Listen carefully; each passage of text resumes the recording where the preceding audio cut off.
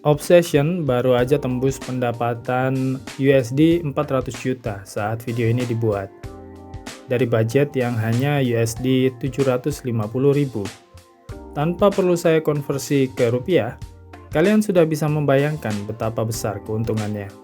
Pencapaian tersebut menjadikannya film beranggaran di bawah USD 1 juta dengan pendapatan tertinggi sepanjang sejarah perfilman dunia. Tapi di tengah kesuksesan ini, tetap selalu ada komentar seperti ini.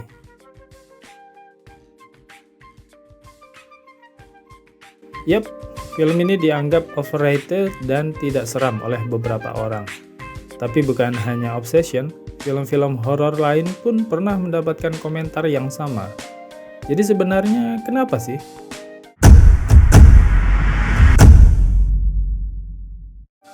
Oke, jadi kenapa sebenarnya film horor yang dalam tanda kutip bagus dan dapat pujian banyak kritikus, sering banyak yang bilang overrated? Untuk menjawab pertanyaan ini, saya coba jelaskan melalui 3 contoh film horor yang relevan, yaitu Obsession, Sinners, dan Weapons. Karena 3 film ini juga mendapatkan komentar-komentar yang mirip saat perilisannya. Horor sebenarnya punya banyak jenis. Beberapa di antaranya yaitu horor psikologis, horor slasher atau gore, horor supranatural, body horror, cosmic horror, zombie horror, dan masih banyak lagi. Obsession masuk dalam kategori horor psikologis dengan sedikit bumbu slasher dan supranatural. Weapons adalah horor misteri dengan bumbu supranatural. Sementara Sinners, meskipun horor utamanya tergolong supranatural, tapi horor hanyalah sedikit elemen di dalam filmnya.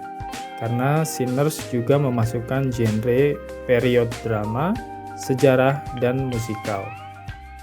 Karena dari 3 film tersebut mengandung banyak subgenre dan tidak hanya mengandalkan horor supranatural, maka tidak heran kalau banyak yang merasa filmnya tidak seram atau kurang porsi horornya. Asia, lebih spesifik lagi Asia Tenggara, adalah tempat yang sangat kaya dengan mitos, cerita mistis, dan makhluk supranatural. Namun sayangnya seringkali kita masih terjebak dengan cerita yang berpusat pada makhluknya. Karena bagi penonton awam, terutama di Indonesia, kata horor seringkali hanya identik dengan supranatural horror yang melibatkan hantu atau makhluk gaib. Di luar itu, banyak dari kita yang masih menganggapnya sebagai film thriller atau bahkan film aksi. Di sisi lain, budaya barat tidak punya terlalu banyak cerita mistis. Sebagian dari makhluk supranatural ikonik mereka bahkan produk dari era modern, seperti Frankenstein dan Dracula yang berawal dari novel. Hal ini punya sisi negatif dan positif. Negatifnya, tentu sulit bagi mereka untuk membuat film dengan karakter horor yang melekat erat dengan budaya mereka. Tapi positifnya, ini membuat mereka jadi kreatif dan tidak mengandalkan satu tokoh atau makhluk sentral. Mereka justru belajar untuk membuat alur ceritanya menjadi menarik. Membuat penonton kaget dan takut karena jump scare adalah hal yang relatif mudah. Cukup mengandalkan visual efek dari makhluk yang seram, sound yang mengagetkan, dan timing yang pas.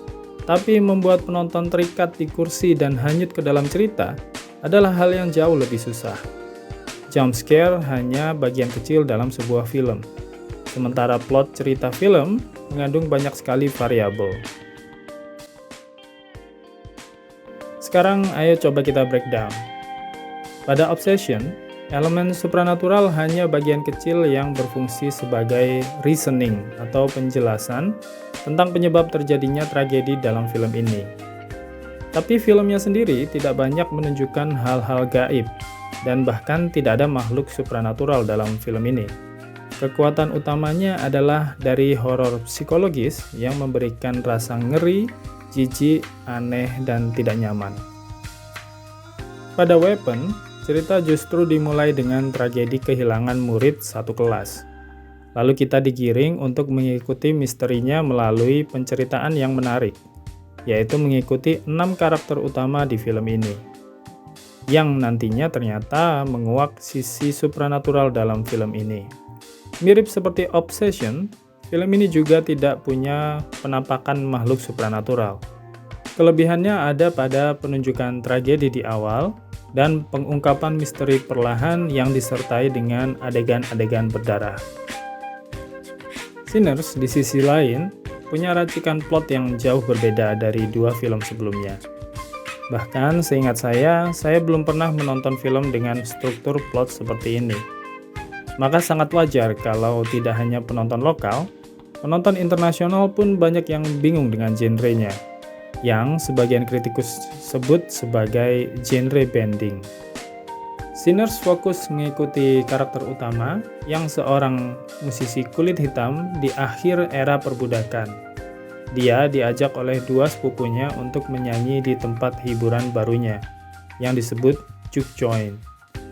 Tanpa sengaja, mereka bertemu seorang vampir misterius yang ingin mengajak semua pengunjung joint untuk bergabung dalam koloninya, menjadi vampir.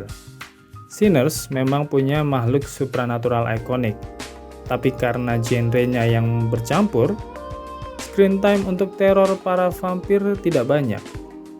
Film ini juga membagi waktunya dengan period drama yang akurat dan berkesan, dengan sajian musik-musik epik, juga metafora yang diselipkan di dalam konsep ceritanya. Film horor yang dipuji kritikus dan mayoritas penonton memang tidak selalu punya makhluk supranatural dengan adegan-adegan mengerikannya. Ini karena fokusnya ada pada ceritanya yang menarik.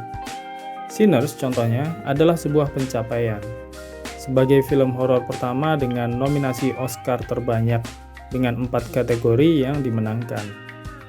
Jadi, lain kali kalau kamu mendengar kata horor terbaik, jangan berpikir bahwa dia adalah horor terseram ya, karena belum tentu. Oke, let's wrap it. Saya Han dari Luka Film. Salam sinema.